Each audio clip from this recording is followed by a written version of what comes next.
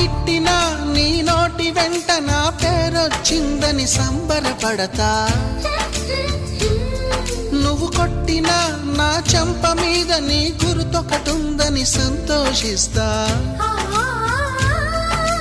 మనసు పువ్వును అందించాను, కొప్పులో నిలుపుకుంటావో, కాలి కింద నలిపేస్తావో. వలపు గువ్వను పంపించాను, బొట్టు పెట్టి రమ్ముంటావో, గొంతు పట్టి గెంటేస్తావో.